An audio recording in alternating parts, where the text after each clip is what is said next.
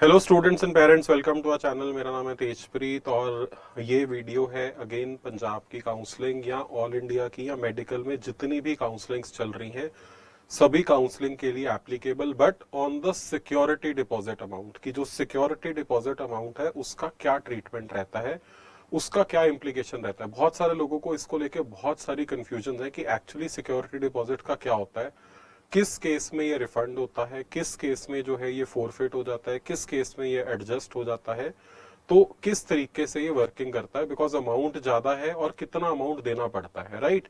तो आज की वीडियो में हम इसी चीज को डिस्कस करने वाले हैं। सिक्योरिटी डिपॉजिट अमाउंट का क्या इम्पैक्ट है, कितना अमाउंट है, कब डिपॉजिट करवाना पड़ता है एंड इसका आगे ट्रीटमेंट क्या रहता है, राइट।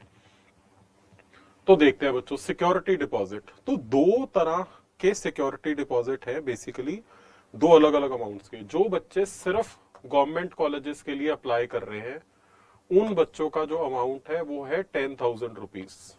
10,000 रुपीज उनका सिक्योरिटी डिपॉजिट अमाउंट है, राइट। और जो बच्चे सिर्फ प्राइवेट कॉलेजेस के लिए कर रहे हैं या गवर्नमेंट प्लस प्राइवेट के लिए कर रहे हैं, दोनों के लिए कर रहे हैं, उन लोगों का जो सिक्योरिटी डिपॉजिट अमाउंट है बच्चों वो है मोस्टली काउंसलिंग्स में 2 लाख रुपीज। जैसे ऑल इंडिया काउंसलिंग में 2 लाख रुपए है, पंजाब में इस साल 2 लाख रुपीज है और कुछ कुछ स्टेट्स हैं जो 1 लाख रुपीज भी ले रही हैं। अगर हम पंजाब की बात करें तो लास्ट ईयर तक पंजाब ये वाला अमाउंट 1 लाख रुपीज लेता था। तो अगर आप पिछले साल की किसी की भी कोई भी वीडियोस देखोगे तो आपको लगेगा कि सिक्योरिटी डिपॉजिट जो अमाउंट है वो तो 1 लाख रुपीज था, लेकिन इस बार पंजाब ने भी 2 लाख रुपीज कर दिया है, राइट। तो अगर कोई सिर्फ गवर्नमेंट कॉलेजेस कर रहा है अप्लाई तो 10,000 है। अब इसमें कंफ्यूजन क्या हो जाती है बच्चों को, कई बच्चे कहते हैं कि सर हम प्राइवेट कॉलेज की गवर्नमेंट कोटा सीट पे कर रहे हैं तो वहां पे 10,000 देना है या 2 लाख रुपए देना है। तो आंसर है बेटा हम 2 लाख रुपीज देंगे उस केस में, क्योंकि वो एक प्राइवेट कॉलेज है। ये सीट की बात नहीं हो रही है, ये बच्चों कॉलेज की बात हो रही है, हम कॉलेज की बात कर रहे हैं। तो जो सेमी गवर्नमेंट सीट है वो है तो प्राइवेट कॉलेज में ना, तो प्राइवेट कॉलेज के लिए हम लोग 2 लाख रुपीज पे करेंगे। सिमिलरली एमबीबीएस या बीडीएस, एमबीबीएस या बीडीएस दोनों केसेस में सेम अमाउंट है। तो अगर कोई ऐसा बच्चा है जो कह रहा है कि सर हम सिर्फ बीडीएस अप्लाई करना चाहते हैं लेकिन प्राइवेट कॉलेज में अप्लाई करना चाहते हैं क्योंकि गवर्नमेंट में शायद हमें नहीं मिलेगी, तो हमें कितना अमाउंट पे करना है, आपको भी बेटा 2 लाख रुपीज ही पे करने होंगे, राइट। तो किस बच्चे को कितना सिक्योरिटी डिपॉजिट पे करना है, आई थिंक इस पे आपको क्लैरिटी मिल गई होगी। अब बात करते हैं कि इसका आगे ट्रीटमेंट क्या रहता है ना। उससे पहले एक चीज और देख लेते हैं कि ये पे कब करना पड़ता है, व्हेन वी नीड टू पे। तो कुछ काउंसलिंग्स में तो फर्स्ट राउंड की रजिस्ट्रेशन के साथ ही ले लिया गया है, जैसे कि ऑल इंडिया की एमसीसी काउंसलिंग की अगर बात करें, है ना, एग्जाम्पल के तौर पे, तो वहां पे फर्स्ट राउंड की जो काउंसलिंग स्टार्ट होनी थी उसके पहले रजिस्ट्रेशन के साथ ही ले लिया गया था। बट मोस्टली काउंसलिंग्स क्या करती हैं, सेकेंड राउंड की चॉइस फिलिंग से पहले लेती हैं, ये बिफोर चॉइस फिलिंग। तो चॉइस फिलिंग से पहले पहले आप लोगों से बेटा ये ले लिया जाता है। सेकेंड राउंड से पहले कंपलसरी है, पूरे इंडिया में कोई भी काउंसलिंग सेकेंड राउंड में आपको चॉइस फिलिंग अलाउ नहीं करेगी जब तक आपका सिक्योरिटी डिपॉजिट अमाउंट पेड नहीं है, जब तक आपका सिक्योरिटी डिपॉजिट अमाउंट पेड नहीं है, राइट।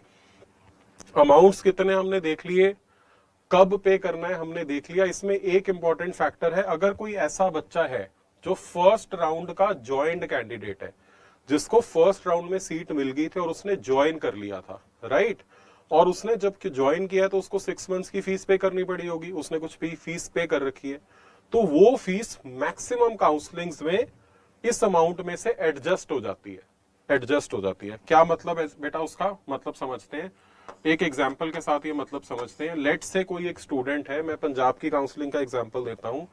लेट से बच्चे को किसी कॉलेज में मैनेजमेंट सीट मिल गई थी एमबीबीएस की, राइट, एमबीबीएस की सीट जो है मिल गई थी।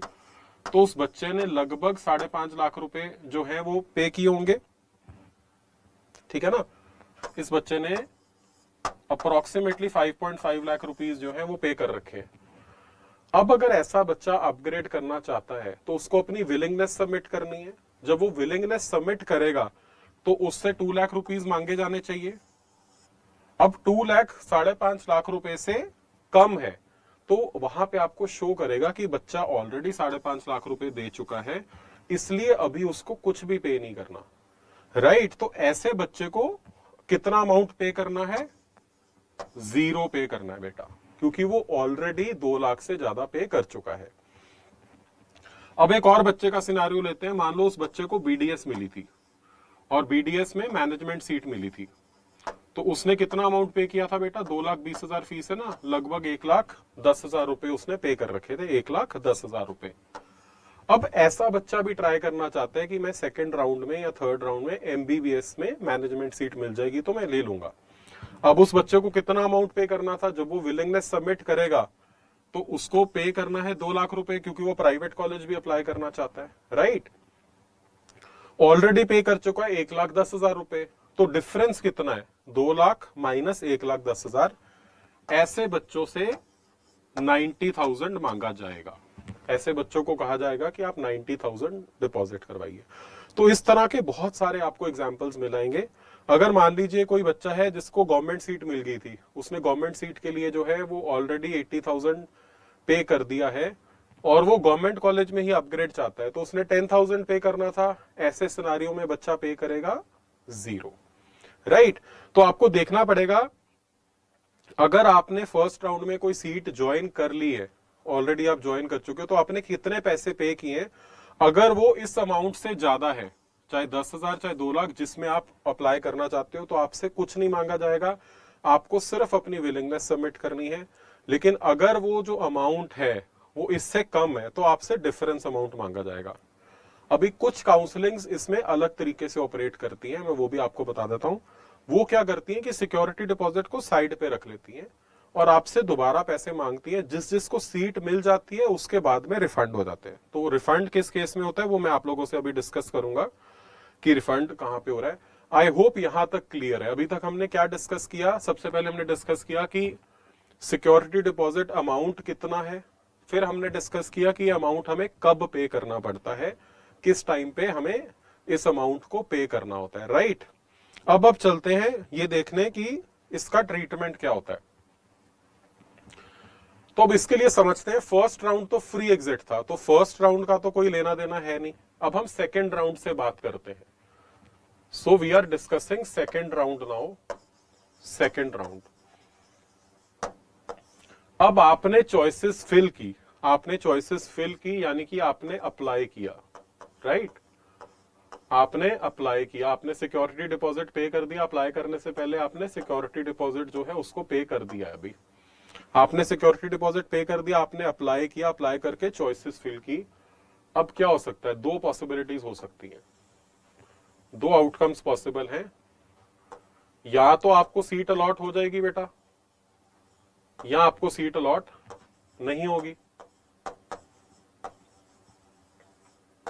राइट, या आपको सीट अलॉट होगी या आपको सीट अलॉट नहीं होगी। कोई तीसरा आउटकम तो पॉसिबल नहीं है। अगर आप चॉइस फिल करते हो काउंसलिंग में, तो जब काउंसलिंग का रिजल्ट आएगा तो क्या हो सकता है? या आपको सीट मिलेगी, आपको सीट नहीं मिलेगी, कोई तीसरा आउटकम तो है नहीं। अगर आपको सीट नहीं मिलती है, अगर आपको सीट नहीं मिलती है, तो आपका सिक्योरिटी डिपॉजिट का जो अमाउंट है दैट इज सेफ।